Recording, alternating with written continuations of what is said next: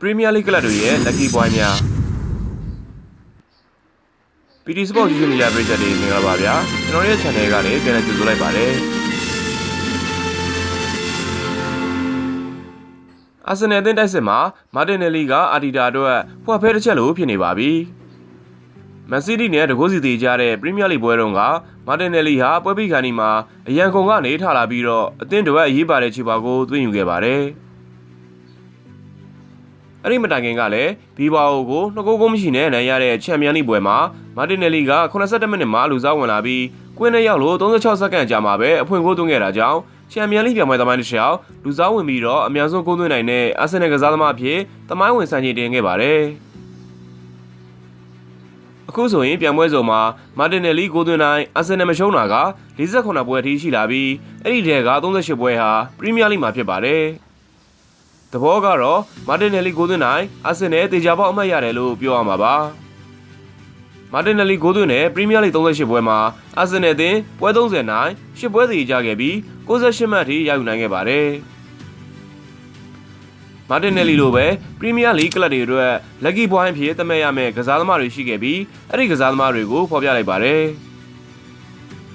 ကိုကလပ်အသင်းတို့ကဂိုးသွင်းတိုင်းရှုံးပွဲမရှိပွဲဆက်အများဆုံးကစားသမားကမာတင်နယ်လီရဲ့အာဆင်နယ်အသင်းပေါ်ဂျေဆူပဲဖြစ်ပါတယ်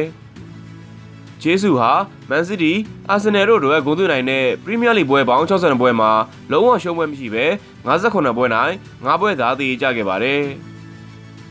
အာဒီတာအနေနဲ့ပရီးမီးယားလိမှာဗိုလ်စွဲကျင်နေဆိုရင်တော့ဂျေဆူဒန်ယန်ကနေအမြန်ဆုံးသက်သာလာပြီးမာတင်နယ်လီနဲ့အတူတိုက်စစ်မှာပွဲထက်သုံးနိုင်မှုမျှော်လင့်ရမှာပါဂျေဆူပြီးရင်ဒုတိယနေရာမှာရပ်တည်နေတာကပရီးမီးယားလိဝိုင်းရင်ကစားသမားကြီးမီလနာပါပဲအသက်39နှစ်အရွယ်ရှိပြီဖြစ်သူမီလနာဟာပရီးမီးယားလိမှာဒုတိယမြောက်အသက်ကြီးဆုံးဂိုးသွင်းသူဖြစ်မှတ်တမ်းဝင်ခဲ့ပြီး Leeds, Newcastle, Man City, Liverpool နဲ့အခု Brighton အသင်းတွေအတွက်ဂိုးသွင်းနိုင်တဲ့ပရီးမီးယားလိ55ပွဲမှာ44ပွဲထိအနိုင်ရခဲ့သလို17ပွဲသေကြခဲ့ပါတယ်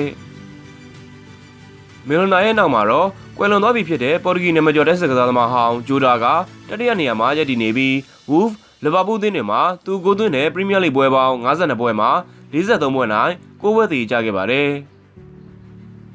စတုထနေရာမှာ Aston Villa နဲ့ Man City နာမည်ကျော်တဲ့စစ်မှုဟောင်း Vassell က46ပွဲကစား36ပွဲနိုင်10ပွဲသေမှတ်တမ်းနဲ့ရပ်တည်နေတာဖြစ်ပါတယ်ပြင်စမနေရာမှာမာတင်နယ်လီရှိနေပြီးသူ့ရဲ့နောက်မှာတော့နာမည်ကျော်ကစားသမားဟောင်းတွေဖြစ်ကြတဲ့ကာလူလီယွန်ဟာ့ဒ်ဆန်ပက်ဒရိုဗလင်စီယာဝိုင်နယ်ဒန်နဲ့မာကုစ်အလွန်ဆိုတို့ကအဆင့်လိုက်တိုင်းရပ်တည်နေပါတယ်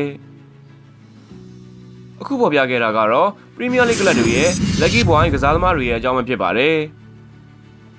နောက်ထပ်လည်းဒီလိုစိတ်ဝင်စားကောင်းတဲ့အကြောင်းအရာတွေကိုဆက်လက်ဖော်ပြသွားမှာဖြစ်လို့ကျွန်တော်ရဲ့ channel ကို like and subscribe လုပ်ပေးဖို့တောင်းဆိုလိုက်ရပါတယ်ခင်ဗျာ